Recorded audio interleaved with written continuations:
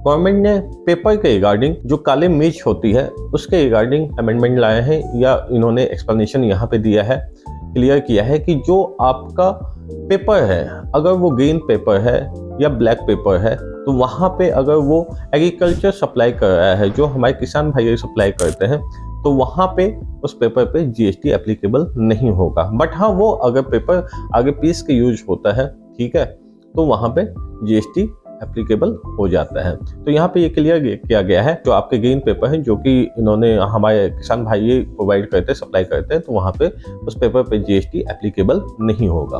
अब हम बात करते हैं शेड्यूल 3 से रिलेटेड अमेंडमेंट की। देखिए, शेड्यूल 3 सीजीएसटी एक्ट में एक शेड्यूल ऐसा है जो कि ये एक्सप्लेन करता है कि कुछ एक्टिविटी या कुछ ट्रांजेक्शन्स ऐसी होती हैं जिसे कि हम नेदर सप्लाई ऑफ गुड्स मानेंगे नॉर सप्लाई ऑफ सर्विसेज मानेंगे। तो क्योंकि वो सप्लाई नहीं होगा तो उस पर हम जीएसटी चार्ज नहीं करेंगे। तो वहाँ पे एक पैराग्राफ 8 है जिसमें कि पहले से एक क्लाउज ए ऑलरेडी इंसर्ट था। वो क्लाउज ए ये कहता है कि अगर कस्टम के बॉन्डेड वेयर हाउस पे कोई भी गुड्स है तो उस गुड्स के मूवमेंट पे तब तक जीएसटी नहीं लगेगा जब तक कि वो होम कंजम्पशन के लिए निकल नहीं जाता। मीन्स कि जैसे ही आप उसको होम कंजम्पशन के बाद क्लियर करवाओगे तब आपका उस पर जीएसटी लगेगा, लेकिन कस्टम बॉन्डेड वेयर हाउस के बाउंड्री के अंदर जितनी बार भी मूवमेंट होती है, जब तक कि वो होम कंजम्पशन के लिए डिक्लेयर नहीं होता तब तक कोई जीएसटी नहीं लगेगा। इट मीन्स कि तब तक हम उसे कोई सप्लाई मानेंगे ही नहीं। और ऐसा कहाँ लिखा हुआ है? शेड्यूल 3 के 8A में। अब कस्टम बॉन्डेड वेयर हाउस तो ठीक है, कस्टम में यूज होता है, समझ में आता है, लेकिन उसी तरीके से एसईजेड में भी वेयर हाउस होते हैं, free trade warehouse zone भी बने हुए हैं, तो वहाँ के रिगार्डिंग भी ये प्रोविजन वहाँ पे भी सेम हो, इसके रिगार्डिंग गवर्नमेंट ने यहाँ ये क्लैरिफिकेशन दिया और एक सब क्लाउज ए इंसर्ट किया। अब वो क्लाउज सेम क्लाउज ए की तरह है, बट ये एसईजेड और free trade warehouse zone की बात करता है कि यहाँ पे वेयर हाउस के अंदर गुड्स की कितनी भी मूवमेंट हो जाए, जब तक ये गुड्स डोमेस्टिक टैरिफ एरिया या फिर एक्सपोर्ट के लिए नहीं निकलेगा, तब तक उससे पहले जितने भी वेयर हाउस में, एसईजेड के वेयर हाउस में या free trade warehouse zone के वेयर हाउस में जितनी बार भी मूवमेंट हुई, तो उस एक्टिविटी पे हम कोई जीएसटी कलेक्ट नहीं करेंगे। उस एक्टिविटी को हम अंडर शेड्यूल 3 हम कोई सप्लाई मानेंगे ही नहीं। So this is the justification, this is the clarification by the GST council. अब बात करते हैं टैक्सेबिलिटी ऑफ वाउचर्स की। यहाँ पे वाउचर्स के रिगार्डिंग जो टैक्सेबिलिटी थी वो बहुत ही कंफ्यूजिंग थी। पहले जैसे कि vouchers, for example gift vouchers हो गए, शॉपिंग वाउचर्स हो गए, फूड वाउचर्स हो गए, बहुत सारी कंपनियां बहुत लोगों को देती हैं, इन सब का यूज होता है अपने बिजनेस को प्रमोट करने के लिए। तो वहाँ पे बड़ा कंफ्यूजन था कि वहाँ पे जीएसटी का ट्रीटमेंट क्या होगा। तो गवर्नमेंट ने उससे रिलेटेड बहुत सारे सेक्शंस थे जिसको कि ओमिट करी है, और गवर्नमेंट ये कही है कि भैया इस ट्रांजेक्शन टैक्सेबिलिटी ऑफ वाउचर्स को भी ये शेड्यूल 3 में इम्प्लीमेंट करने जा रही है। मीन्स कि ये अब वाउचर्स के रिगार्डिंग जो ट्रांजेक्शन्स होगा हम उसे सप्लाई मानेंगे ही नहीं। सेकंड, जो वाउचर्स अगर प्रिंसिपल टू प्रिंसिपल बेसिस पे ट्रांसफर हो रहा है तो उसे सप्लाई नहीं मानेंगे, जीएसटी नहीं लगेगा। लेकिन प्रिंसिपल टू एजेंट बेसिस पे अगर ट्रांसफर होता है और वहां पे एजेंट ने कोई एजेंसी चार्ज या कोई सर्विस चार्ज किया है तो उस पर जीएसटी लगेगा। थर्ड, उस वाउचर्स के रिगार्डिंग कोई भी एलाइड एक्टिविटीज होती है, कोई ब्रांड प्रमोशन होता है, कोई एडवर्टाइजमेंट होता है या कुछ भी होता है, ट्रांजेक्शन ऑफ वाउचर्स को सिर्फ एक्सक्लूड किया गया है सप्लाई के डिफिनीशन से, या उसे सप्लाई के नेगेटिव कैटेगरी में रखा गया। बट उससे रिलेटेड एक्टिविटीज अगर कोई होती है तो वहां पे जीएसटी चार्ज होगा।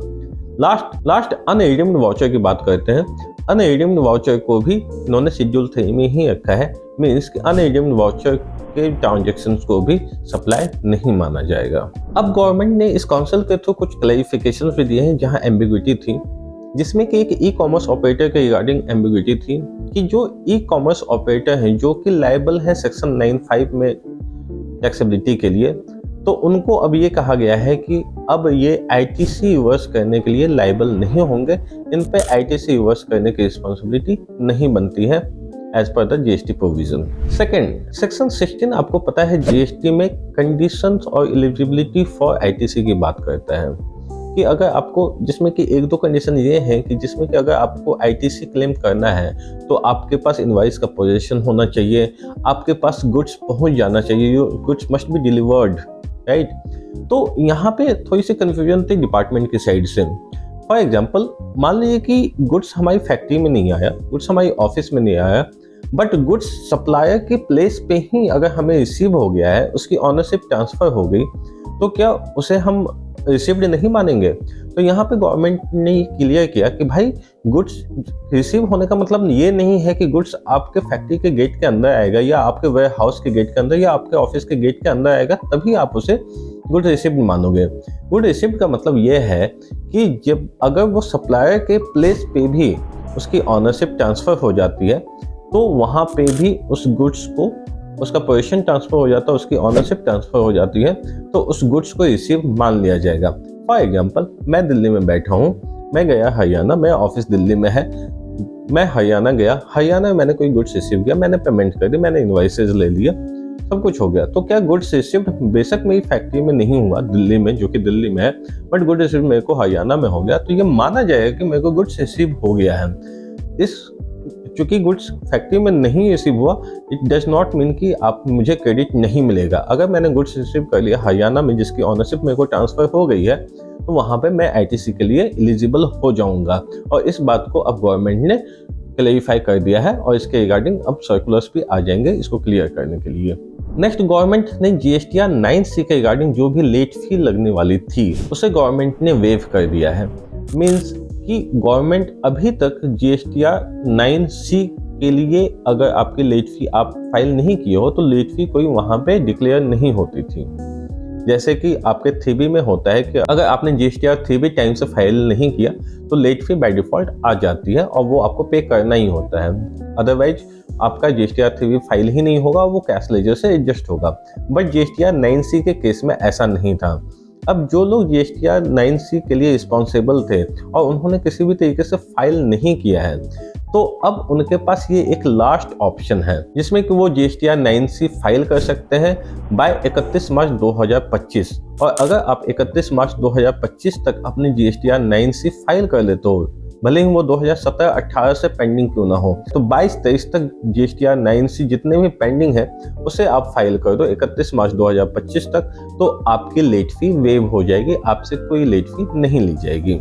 जीएसटीआर 9C क्या होता है ये मैं अपने लोगों को बता दूं कि जीएसटीआर 9C एक रिकंसिलिएशन स्टेटमेंट होता है जो कि जीएसटीआर 9 के बाद भरा जाता है, जिसमें कि जो फिगर्स होते हैं जीएसटीआर 9 से भी रिफ्लेक्ट होते हैं, जीएसटीआर 9 से भी रिफ्लेक्ट होते हैं जीएसटीआर 9C में फिगर, और ये एक तरीके का रिकंसिलिएशन है from the GSTR 9 annual return. तो ये एक तरीके का एनुअल रिटर्न है, रिकंसिलिएशन रिटर्न है, जिसे कि फाइल करना मैंडेटरी है subject to condition of the GST provisions. अब गवर्नमेंट कुछ जीएसटी के कंप्लायंस में कुछ ट्रांसपेरेंसी लाना चाहती है, तो उसके लिए गवर्नमेंट कुछ न्यू प्रोविजन को इम्प्लीमेंट करना चाहते हैं, जिसमें कि एक ट्रैक एंड ट्रेसेस मैकेनिज्म को इम्प्लीमेंट करने की बात हुई है। इसमें गवर्नमेंट उस बेसिकली प्रोडक्ट्स को आइडेंटिफाई करेगी, कमोडिटीज को आइडेंटिफाई करेगी जिसपे कि टैक्स इवेड होने के चांसेस ज़्यादा हैं, और गवर्नमेंट उनको आइडेंटिफाई करके उन पे कोई इंस्पेक्शन मार्क तरीके का कुछ उस पर इम्प्लीमेंट करेगी ताकि उस पूरे सप्लाई चेन को ट्रैक किया जा सके जहाँ की गुड्स वो मूव हुआ है।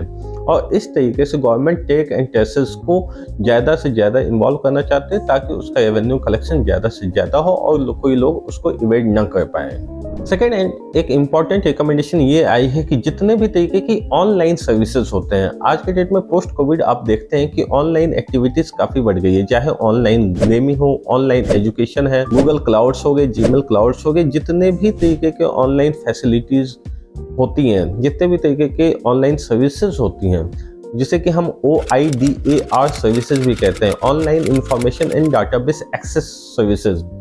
तो वहाँ पे होता क्या है कि देखिए all over India post covid उसको ऑनलाइन फैसिलिटीज़ को यूज़ करें। अगर आपको किसी पे क्लासेस लेने हैं, पहले बैजू चल रहा था, ठीक है, अब कोई और अगर आप ऑनलाइन क्लासेस लेते हो या फिर कोई आप ऑनलाइन गेमिंग करते हो या कोई भी ऑनलाइन एक्टिविटीज़ करते हो, तो जो हमारी जनता है वो B2C में ज़्यादा ये ट्रांजेक्शन्स होती है, B2B कम होती है। B2B भी होते हैं बट कंज्यूमर्स आप देखें तो काफ़ी ज़्यादा उनके मुकाबले ज़्यादा हैं। तो वहाँ B2C ट्रांजेक्शन्स के केस में ये बताया गया कि जब कंपनी टैक्स इनवॉइसेस करती है ना, तो वहाँ पे वो स्टेट को स्पेसिफिकली मेंशन करे और क्लियरली मेंशन करे, ताकि जो स्टेट का रेवेन्यू है, जो स्टेट की अर्निंग है, वो प्रॉपरली क्लासीफाई किया जा सके। जिस स्टेट का जितना रेवेन्यू बनता है उसे उतना वो रेवेन्यू मिल सके। पहले ये इसमें थोड़ी सी कंफ्यूजन थी, कहीं स्टेट्स को मेंशन करना कंपलसरी नहीं था, तो इससे क्या होता था कि स्टेट के रेवेन्यू पे इम्पैक्ट आता था या रेवेन्यू लीकेज था। हो सकता है कि मान लीजिए कि हमारा जो रिसीवर है ऑनलाइन सर्विसेज का, वो दिल्ली में बैठा हुआ है और हमने पंजाब मेंशन कर दिया, या हमने मेंशन ही नहीं किया, और जो जीएसटी रिटर्न फाइल कर रहा है उसने B2C में आपके दिल्ली की जगह उसने पंजाब मेंशन कर दिया, तो वो उतना रेवेन्यू तो पंजाब की गवर्नमेंट को चला गया ना। तो उसको सही करने के लिए ये बताया गया है कि भाई एक तो टैक्स इनवॉइस पे आप सही तरीके से स्टेट मेंशन करें, और जिससे कि रिटर्न में सही स्टेट का नाम जाए और उस स्टेट को जो जिसके हक का पैसा है वो उस स्टेट को मिल सके। तो इसलिए स्टेट को मेंशन करना ऑनलाइन सर्विसेज के टैक्स इनवॉइसेस के केस में अब मैंडेटरी होगा। अब एक बहुत ही ज़्यादा इम्पॉर्टेंट चेंजेस आया है, जिसके थ्रू इस गवर्नमेंट ने सुप्रीम कोर्ट के वर्डिक्ट को ही चेंज कर दिया। चेंजेस है आपके सेक्शन 75 के क्लॉज डी में। देखिए सेक्शन 75 पहले है क्या, मैं आपको ये एक्सप्लेन करता हूँ। सेक्शन 75 ब्लॉक क्रेडिट का लॉ है, जहाँ पे कि ये भी हम कह सकते हैं कि आईटीसी की नेगेटिव लिस्ट है कि इस एक्टिविटी पे या इस सर्विसेज या ट्रांजेक्शन पे आपको गवर्नमेंट आईटीसी अलाउ नहीं करती है। पहला उसमें सेक्शन 75 डी में है कि अगर आप इमूवेबल प्रॉपर्टी का कंस्ट्रक्शन करते हैं, तो उस कंस्ट्रक्शन के लिए जितने भी आपने इनपुट गुड्स या सर्विसेज यूज किए, उसके लिए आपको कोई भी आईटीसी इनपुट क्रेडिट नहीं मिलेगा। और ये प्रोविजन 2017-18 से ही है, जब से ये जीएसटी एक्ट आया।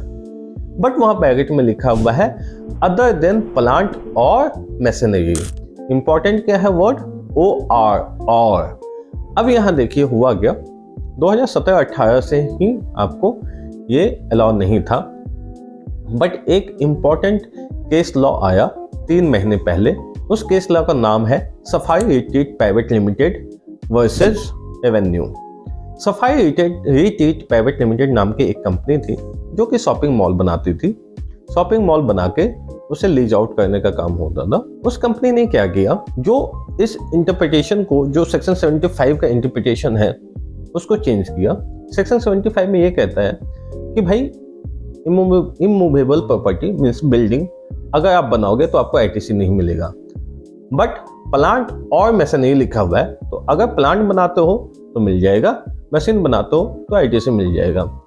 तो इस कंपनी ने क्या किया कि भाई हमने जो शॉपिंग मॉल बनाया ना, उसे हम प्लांट मानते हैं, ठीक है। बिल्डिंग्स भी प्लांट्स होती हैं, जैसे फैक्ट्री बिल्डिंग्स हो गए, ऑफिस हो गए, इन सबको प्लांट ट्रीट किया जा सकता है। तो प्लांट और मशीन, इसकी डिफिनीशन कहीं लॉ में नहीं है, प्लांट एंड मशीन की डिफिनीशन है, प्लांट और मशीन की डिफिनीशन नहीं है। और जीएसटी में प्लांट और मशीन लिखा गया है सेक्शन 75D में। और उसके इस थॉट्स को सुप्रीम कोर्ट की एक वर्डिक्ट ने भी सपोर्ट किया। सुप्रीम कोर्ट ने भी जजमेंट दिया कि yes, ITC will be allowed right to the immovable property, input services and input goods. तो इस तरीके से काफी ज्यादा जो रियल एस्टेट इंडस्ट्री थी उसके लिए एक पॉजिटिव जजमेंट था। और न्यूज़ में आप जाके देख लें तो काफ़ी ज़्यादा एक गुड न्यूज़ माना गया था, क्योंकि जितने भी लोग होंगे वो अपनी उस बिल्डिंग को जिसको उन्होंने बनाया है उसको प्लांट में डिफाइन करेंगे, प्लांट में कैटेगराइज करेंगे अपनी बुक्स में, और रेट्रोस्पेक्टिवली 2017-18 से रिलेटेड जितना भी आईटीसी हुआ उसको वो क्लेम कर लेंगे। अब देखिए इस सुप्रीम कोर्ट के वर्डिक्ट से गवर्नमेंट को ये पता चल गया कि हमें बहुत ज़्यादा ह्यूज फाइनेंशियल लॉस होने वाला है सिर्फ एक वर्ड की वजह से और एक डिसीजन की वजह से। तो गवर्नमेंट के पास आपको पता है कि सुप्रीम कोर्ट के जजमेंट को पलटने का पूरा अधिकार है, उसे रिवर्स करने का पूरा अधिकार है bye issuing the notification circular through the parliament, right. तो गवर्नमेंट ने क्या किया, सिर्फ एक वर्ड को चेंज किया और इसे प्लांट और मशीन की जगह प्लांट एंड मशीन कर दिया कि भाई प्लांट एंड मशीन तो डिफाइन है ना, ठीक है। और जो आपने शॉपिंग मॉल बनाया वो प्लांट एंड मशीन नहीं हो सकता, प्लांट हो सकता है बट प्लांट एंड मशीन नहीं हो सकता। और टेक्निकली आप इस पे कोई भी आईटीसी रेट्रोस्पेक्टिवली नहीं ले सकते। तो इस तरीके से गवर्नमेंट ने इस जीएसटी काउंसिल के मीटिंग में इस वर्डिक्ट को पूरा पलट दिया और जितने भी जो हमारे रियल एस्टेट के प्लेयर्स थे जिन्हें लग रहा था कि उन्हें बहुत बड़ा फायदा होने वाला है, वो फायदा उनके सपने पे पानी फेर दिया और गवर्नमेंट ने इस चीज़ को अपने फेवर में किया। और ये आईटीसी का बेनिफिट, जैसे इनकी इंटेंशन थी स्टार्टिंग से ही ब्लॉक रखने की, तो इन्होंने उस ब्लॉकेज को कंटिन्यू रखा और कोई भी आईटीसी का बेनिफिट्स इन्हें नहीं मिलने वाला। नेक्स्ट जो चेंजेस है वो रिगार्डिंग डिमांड ऑफ पेनल्टी है कि अगर कोई केस पेनल्टी के डिमांड से रिलेटेड है और उसके रिगार्डिंग आप एपलेट ट्रिब्यूनल में जा रहे हैं, तो वहाँ पे जो फाइलिंग फी देनी होती थी वो पहले 25% थी, अब वो फी घटा के 10% की कर दी गई है। एक major update invoice management system के रिगार्डिंग आया है। मैंने आपको अपने एक प्रीवियस वीडियो में मैंने एक्सप्लेन किया था इनवॉइस मैनेजमेंट सिस्टम क्या है। आज की डेट में ये इनवॉइस मैनेजमेंट सिस्टम ऑप्शनल है, लेकिन आपको पता है गवर्नमेंट का ये लॉ लाने का तरीका होता है, पहले वो सिस्टम लाती है, उसे ऑप्शनल करती है और फिर धीरे धीरे उस चीज़ को लीगल फ्रेमवर्क देके उसे कंपलसरी बना देती है। आज की डेट में इनवॉइस मैनेजमेंट सिस्टम भी वही है। Invoice management system previous months में इम्प्लीकेट कर दिया गया था। जीएसटी पोर्टल पे इस इनवॉइस मैनेजमेंट के सिस्टम के तहत आपके पास राइट्स होता है आपके इनवॉइस को एक्सेप्ट करने का, रिजेक्ट करने का और लीव करने का। उसके बेसिस पे आपका जीएसटीआर 2B जनरेट होता है और फिर उस जीएसटीआर 2B को फाइनल मान के आपके पास ऑप्शन है अपनी जीएसटीआर 3B में जो टैक्स लायबिलिटी है उसको एडजस्ट कर सकते हैं। अब गवर्नमेंट इससे रिलेटेड जितने भी सेक्शंस हैं उनमें चेंजेस करके इस इनवॉइस मैनेजमेंट सिस्टम के को एक लीगल फ्रेमवर्क देना चाहती है और इसे ऑप्शनल से मैंडेटरी बनाना चाहती है। इतना ही नहीं, जो क्रेडिट नोट का कॉन्सेप्ट है कि अगर कोई ट्रांजैक्शन रिवर्स होता है, अगर कोई गुड्स रिटर्न होता है या सर्विसेज रिटर्न होता है और क्रेडिट नोट होता है, तो उस केस में भी क्रेडिट नोट को किस तरीके से इनवॉइस मैनेजमेंट सिस्टम के थ्रू जीएसटीआर 2B से लिंक किया जा सकता है और कैसे उसकी जीएसटीआर 3B में लायबिलिटी कम की जा सकती है, इस पे भी फोकस गवर्नमेंट करने वाली है। तो इस तरीके से अब आने वाले टाइम में आप देखेंगे तो इनवॉइस मैनेजमेंट का सिस्टम जो होगा वो कंपलसरी हो जाएगा। आने वाले टाइम में आपको अपने इनवॉइसेस को एक्सेप्ट रिजेक्ट करना मैंडेटरी होगा, ताकि आपका जो जीएसटीआर 2B जनरेट होगा वो उसी एक्सेप्टेंस और रिजेक्शन के बेसिस पे होगा और उसे ही फाइनल मान के 3B की लायबिलिटी आपकी फिक्स की जाएगी। So all these are the major changes regarding various services, regarding facilities and all, जिसमें कि मैंने आपके पॉपकॉर्न के टॉपिक्स को कवर किया, ओल्ड व्हीकल के कार टॉपिक्स को कवर किया, sponsorship services, renting of commercial, GSTR 9C, waiver of late fee, penal charges पे जीएसटी, ये सारे काफ़ी इंपॉर्टेंट थे। इसके अलावा गवर्नमेंट ने कुछ गुड्स के रिगार्डिंग जो जीएसटी रेट्स थे उस पर भी काम किया है, जिसमें कि सबसे पहला जो इम्पोर्टेंट है वो फोर्टिफाइड कर्नल राइस की बात हुई है। फोर्टिफाइड कर्नल राइस पे गवर्नमेंट ने अब जीएसटी का रेट घटाकर 5% कर दिया है। अब थोड़ा समझते हैं कि फोर्टिफाइड कर्नल राइस होता क्या है। देखिए, नॉर्मल राइस तो हम आप सब समझते हैं, लेकिन फोर्टिफाइड कर्नल राइस होता क्या है। फोर्टिफाइड कर्नल राइस जब राइस में अलग से पोषक तत्व या न्यूट्रिएंट्स को मिक्स किया जाता है ताकि जो उसे कंज्यूम करे उसे एडिशनल विटामिन या एडिशनल पोषक तत्व मिले, तो उस राइस को हम फोर्टिफाइड कर्नल राइस कहते हैं। और गवर्नमेंट ने, चूंकि यहाँ एक सोशल वेलफेयर है, तो गवर्नमेंट ने यहाँ पे अब जीएसटी को घटा के 5% कर दिया है। सेकंड, मर्चेंट एक्सपोर्टर के केस में भी गवर्नमेंट ने कंपनसेशन को घटा के 0.1% किया है। थर्ड, अगर मैं आईजीएसटी की बात करूँ तो एक LRSAM सिस्टम है, तो LRSAM सिस्टम के कंपोनेंट्स या सब पार्ट्स के रिगार्डिंग भी जीएसटी को एग्जेम्प्ट किया गया है। अगर आप उसको इंपोर्ट करते हो उस पर आईजीएसटी एप्लीकेबल है, तो पूरा का पूरा आईजीएसटी एग्जेम्प्ट होगा। फोर्थ, अगर मैं बात करूं तो अगर कोई इंस्पेक्शन टीम है इंडियन एटॉमिक एनर्जी एजेंसी की और जो कि बाहर से कोई इक्विपमेंट या कोई कंज्यूमेबल सैंपल इंपोर्ट करती है, तो वहां भी आईजीएसटी को एग्जेम्प्ट किया गया है। फिफ्थ, जेन थेरेपी एक तरीके का मेडिकल ट्रीटमेंट है जहाँ पे कि जीएसटी को नील किया गया है, पूरा का पूरा एग्जेम्प्ट ही किया गया है। बेसिकली जेन थेरेपी एक तरीके का मेडिकल ट्रीटमेंट ऐसा होता है जिसमें कि जीन्स में अगर कोई प्रॉब्लम है तो वहाँ पे कोशिकाओं में मेडिकल एक्टिविटीज़ करके, रिप्लेसमेंट समथिंग करके उस थेरेपी को परफॉर्म किया जाता है, जिससे कि हम जेन थेरेपी कहते हैं। तो वहाँ पे चूंकि ये भी एक सोशल वेलफेयर से लिंक है, तो यहाँ पे गवर्नमेंट ने जीएसटी को फुल्ली एग्जेम्प्ट कर दिया है।